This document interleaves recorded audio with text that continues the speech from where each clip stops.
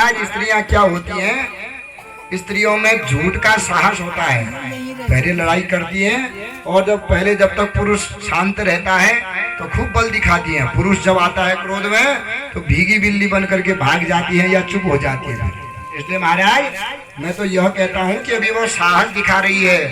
तो महाराज अगर ऐसी साधारण स्त्री के सामने हम लोग भाग जाएंगे, हार जाएंगे, तो महाराज हम कैसे स्वर्ग में ये इंद्र आदि का पद स्वीकार करेंगे। इसलिए महाराज हमने जाकर के उस स्त्री को या तो साम दाम दंड भेद पहले समझाना चाहिए, समझती नहीं है तो उसको लोभ देना चाहिए कि इंद्राणी के आसन में बैठेगी, ब्रह्माणी के आसन में बैठेगी, लक्ष्मी के आसन में बैठेगी, महिषासुर को पति बना ले, संसार के सब सुख भोगेगी। तो पहले समझाना है, समझेगी नहीं तो उसको दाम देना है, लोभ देना है, फिर भी नहीं माने भी दंड देना है। तो महाराज इसके द्वारा उसको वश में करें।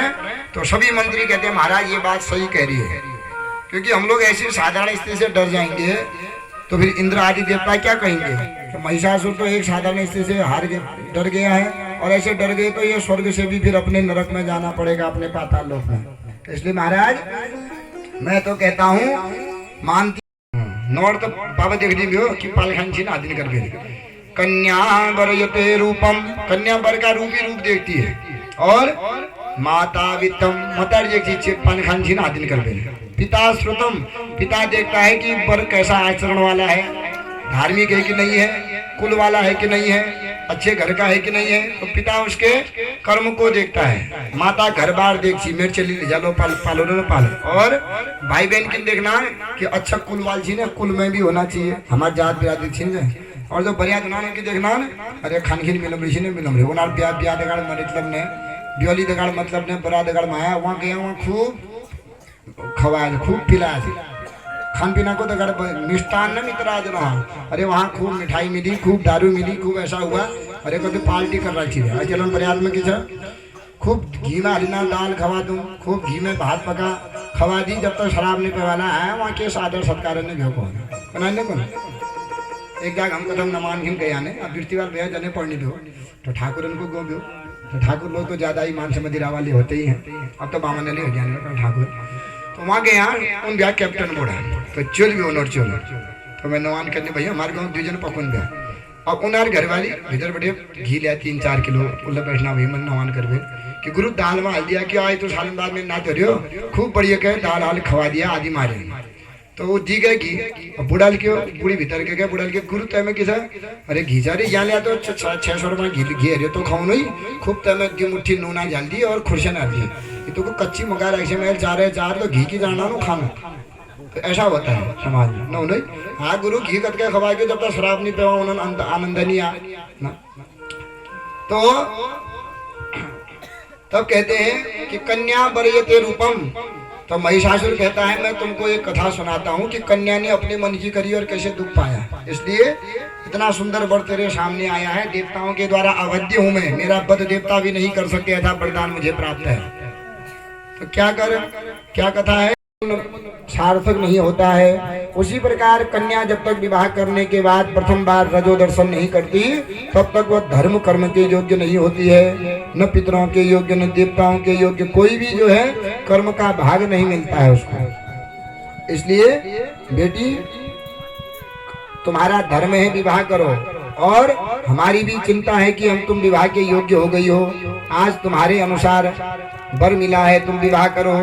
तो वह कन्या कहने लगी स्वातंत्रेण चरिष्यामि तपस्तीव्रम सदैव ही पारतंत्रम परम दुखम मातः संसार सागरे। हे मैया विवाह होने के बाद पारतंत्र दूसरे के अधीन होना पड़ता है, इसलिए मैं विवाह नहीं करूंगी। मैं विवाह कर दूंगी, अभी तो मैं स्वतंत्र हूँ, जहाँ जाना चाहती हूँ जाती हूँ, जैसे जब करना चाहती हूँ करती हूँ, जो खाना चाहती हूँ खाती हूँ। और कहीं विवाह हो गया तो विवाह के बाद पति अगर अच्छा नहीं मिला तो फिर दुख मिल जाता है। नंदन को मन करण पड़ती, ससुराल माने स्वजनों के मन का करना पड़ता है, तब वो रास आता है। फिर ले बुआरी बांस डालना ना बहुत आदमी, तो स्व मन आदमी के मन की करें तब वहाँ इज्जत मिलती है। तो माँ इसलिए मैं परतंत्र नहीं होना चाहती हूँ, मैं स्वतंत्र रहना चाहती हूँ, स्वतंत्र रह करके ही जब तक करना चाहती हूँ। तो माँ कितना समझाती है, पर कहती है कि अगर इतनी भारी हूं तो मुझे एक तालाब में पत्थर मेरे गले में बांध दो, मुझे मार दो, पर फिर भी मैं विवाह नहीं करूंगी। अब माँ दुखित हुई और पिता से कहती है कि हमारी कन्या विवाह नहीं करना चाहती है। अब उसकी इच्छा है तो कोई बात नहीं, अभी बचपना है उसमें, कल के दिन समझ जाएगी तो तब विवाह करेगी। यह समझा करके राजा को शांत कर दिया। अब धीरे धीरे कन्या बड़ी हुई तो वह विवाह ही नहीं करना चाह रही है। अब उन्होंने देखा कि बड़ी कन्या हमारी विवाह नहीं कर रही है, छोटी कन्या विवाह के योग्य हो गई है, तो छोटी कन्या के साथ विधि पूर्वक जो है जब कन्या का विवाह कर दिया, छोटी कन्या का, बड़ी भी देखती है कि मेरी बहन को इतना दहेज दे दिया है और इतने अच्छे से इसके साथ बोल रहे हैं, मेरे साथ तो मेरी कोई इज्जत ही नहीं है, इसलिए मुझे भी विवाह करना चाहिए। तो पर्यात्मा आईना भेग लोफर आदि, तो वीरसेन नाम का कोई सेनापति आया था, तो उधर कुमरे की मत तुम्हें पसंद आएगी थे, मत अर्धगाड़ ब्याह कर सो बाबा लो तो बड़े रिश्ते खोजना भी तो न करम रहे। हाँ लव मैरिज, हाँ उसके साथ कहती है खूब रूप रंग देखा उसका, अरे बड़ा चटपट है, बड़ा सुंदर है, तो उस पर आकर्षित हो गई बहन की शादी में और कहने लगी कि हे पिताजी यह मुझे पसंद आ गया, जो ये बाराती आया है वीरसेन, इसका रूप रंग गुण धर्म मुझे बढ़िया लग गया है, इसलिए मेरा विवाह कर दो। पिताजी कहते हैं कन्या अभी रुक जा, ऐसे जल्दी में थोड़ी विवाह होता है, क्योंकि मकान और विवाह ये जिंदगी में एक ही बार होता है। एक बार मकान बना लाने, फिर बाद में की हो अगर मैं जोड़न चाला बहुत ही माने ढोना कि कन्या क्या करती है, बर के कुल में आकर के बर के कुल धर्म के अनुसार चलना पड़ता है, उनका भोजा उठाना पड़ता है, और बर को कन्या के रूप, कन्या का जो है तो धर्मपत्नी बन गई, उनकी लाज रखनी पड़ती है, उनके लिए अनेक प्रकार के उनके कर्मों में साथ देना पड़ता है। तो यह एक दूसरे जब जिम्मेदारी पूर्वक जब ढोते हैं तभी यह विवाह सार्थक होता है। बेटी ऐसे जल्दीबाजी में थोड़ी विवाह होता है। तो पिताजी से कहने लगी, पिताजी केयम बाला विशालाक्षी कश्य पुत्री बदासु मे एवं पृष्ठा तुषे रंदी तमुवाच शुचिस्मिता।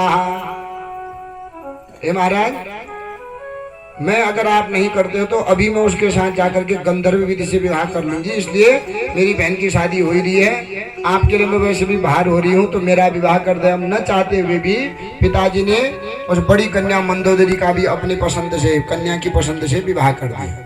जब विवाह हो गया तो वह यहाँ तो रूप रंग गुण देकर के वो फसकन में आ गए ना, और वहाँ जैसे वहाँ न खान खीन सब घर में न घर है, छोड़ी झोपड़ी है, और वहां जाकर के धीरे धीरे रहने लगी। तो उसके में इतनी आसक्त हो गई प्रेम में, जब 2-4 महीने विवाह के हो गए तो फिर क्या हुआ, फिर क्या देखती है कि एक दिन कहीं जल लेने के लिए जाती है मंदोदरी, तो वहां क्या देखती है कि पति को किसी पर स्त्री में रति देख दिया। तो आज अब पछताने लगी कि मेरे माता पिता ने कितना मुझसे मना कर दिया था विवाह करने के लिए इससे, तो इतने बढ़िया रिश्ते मेरे पिताजी ने मेरे लिए ढूंढे थे, पर आज मैं अपने ही गलती के कारण आज मैं यह दुख भोग रही हूँ।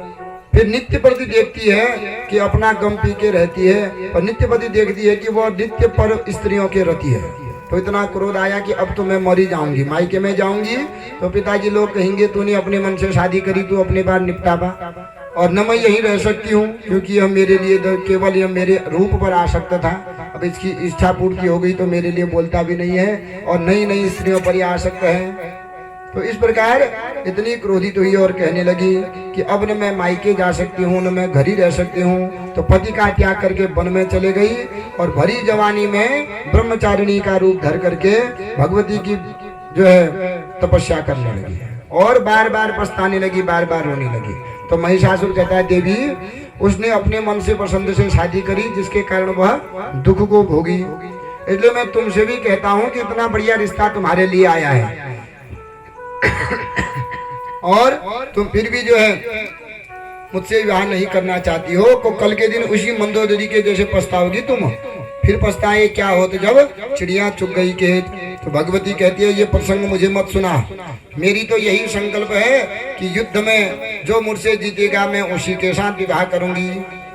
तो महिषासुर कहता है ठीक है, फिर अगर ऐसी बात है तो तुझे समझा दिया, तुझे प्रलोभन दे दिया, साम दाम दे दिया, नहीं मानी अब तो दंड की अधिकारिणी है, तो पहले मैं तेरा गर्भ चोर करता हूँ, फिर मैं तेरा वध करूंगा। तो भगवती से युद्ध होने लगा। तो दुर्धर कहता है अरे महाराज आप कहाँ, मैं जाता हूँ। तो दुर्धर गया, भगवती ने उसको मार दिया। त्रिनेत्र गया, भगवती ने उसको मार दिया। अंधक नाम का दैत्य गया और अंधक नाम का दैत्य भी भगवती ने मार दिया। अब दोनों में ऐसा भयंकर, भगवती में और महिषासुर में युद्ध होने लगा कि जब दोनों की गदाएं टकराती हैं तो यह लगता है कि प्रलय आ गया है, संपूर्ण पृथ्वी हिलने लगी। अनेक प्रकार से जो है देवता लोग भी भयभीत हैं कि कहीं महिषासुर जीत जाएगा तो हम तो पुनः भागना पड़ेगा। तो देवता लोग न किसी की जय कह रहे हैं, गंधर्व लोग भी देखे हुए हैं, राक्षस लोग भी देखे हुए हैं। तो दोनों में भयंकर युद्ध होता है। हत्वां त्वां हयनिष्यामि देवान् कपट पंडितान् ये नारी पुरतः कृत्वा जे तुम इच्छन्ति मां षडाः। यह सुनकर के जब युद्ध होता है तो फिर भी समझाता है देवी तो इन देवताओं के चक्कर में मुझसे युद्ध कर रही हो, और ये देवता तो बड़े कपटी हैं। क्यों? क्योंकि अब तुम स्त्री को आगे लगा के मुझसे जीतना चाहते हैं, लेकिन कभी भी इनका बल पौरुष और इनकी मनोकामना पूर्ण नहीं हो पाएगी। क्योंकि साधारण स्त्री को तो मैं केवल खेल रहा हूँ, जिस प्रकार बिल्ली चूहे के साथ खेलती है। बनाने लगी तो महिषासुर भी अलग अलग रूप बनाता है। तो अब इसने सिंह का रूप बना लिया और भगवती का जो सिंह है उसको मारने लगा। तो भगवती ने ऊपर से चक्र डाला और चक्र के द्वारा जो महिषासुर है उसका सिर काट दिया। और जैसे ही बीचों बीच महिषासुर का सिर कट गया तो भगवती भयंकर रूप में आकाश में गर्जना करने लगी और आकाश मार्ग से उड़ने लगी। देवता लोग जय जयकार करने लगे कि आज भगवती ने अनायासी खेल खेल में महिषासुर दैत्य को मार दिया है। सभी भगवती की जय जयकार करने लगे, शंख बजाने लगे, घड़ियाल बजाने लगे, पुष्प वृष्टि करने लगे। पश्य चक्रम मदान्धम तव कंठ निक्रंदनम क्षण मात्रम स्त्रो भूत्वा यमलोकम ब्रजाधुना। क्षण मात्र में ही उस महिषासुर दैत्य को मार करके भगवती ने यमलोक भेज दिया। देवता लोग प्रसन्न हुए, भगवती की स्तुति करने लगे। तो लेकिन भगवती क्या है, रण में होने के कारण भगवती का भयंकर विकराल रूप है, शांत होने का मतलब ही नहीं है। तो देवता लोग कितनी भयंकर स्तुति एक एक करके स्तुति करते हैं पर भगवती नहीं मानती है। तो अब देवता लोग देखते हैं कि अब भगवती को शांत कैसे किया जाएगा। तो कोई भगवती के चरण धोने जाता है तो भगवती गर्जना करती है, क्योंकि रक्त रक्त देखने के कारण भगवती का शरीर ही रक्तमय हो गया है। तो देवता लोग गंगा जल के द्वारा भगवती का स्नान कराते हैं और देखते हैं कि भगवती का जो शरीर है वह रक्त के द्वारा लथपथ हो गया है। और उस रक्त को देख करके भगवती भी भयंकर रूप बना लिया है। अब क्या करें, भगवती को कैसे जो है हम लोग शांत करें। तो सभी देवता लोग महिषासुर मारने के कारण भगवती का नाम महिषासुर मर्दनी है। तो सभी देवता लोग देवी की स्तुति करते हैं, जिसे महिषासुर मर्दनी के मर्दनी भगवती मैया की जय। देवता लोग स्तुति करते हैं। आई गिरि नंदिनी नंदित मेदिनी विश्व विनोदिनी गिरिवर शिरोदिनी वासिनी विष्णु विलासिनी विष्णुनुते भगवते सुखकंठ कुटुंबिनी भूरि कुटुंबिनी भूरि कुले जय जय हे महिषासुर मर्दिनी रम्यक परदिनी शैलसुते सुरवरधर श्री दुर्धर धर श्री दुर्मुख मर्षिणि हर सरते त्रिभुवन पोषिणि शंकर तोषिणि किल विषमोषिणि दोषरते धनुज शिरोषिणि दिव्य सुतरोषिणि दुर्मद शोषिणि संघसते जय जय हे महिषासुर मर्दिनि रम्यक परदिनि शैलसुते जय जगदम्ब कदम्ब कदम्ब वन प्रियवासिनि हासरते शिखर शिरोमणि कुंड हिमालय संगीतालय मध्यगते मधु मधुरे मधुरे तब कंजनी कैटब भंजनी रासरते जय जय हे महिषासुर मर्दिनि रम्यक परदिनि शैलसुते सतखंड विखंडित रुंड विखंडित शुंड गजाधिपति विप गजदंड विधारण चंड पराक्रम शुंड मृगाधिपति निज भुज दंड निपातित खंडादित मुंड भटाधिपति जय जय हे महिषासुर मर्दिनि रम्यक परदिनि शैलसुते रण दुर्म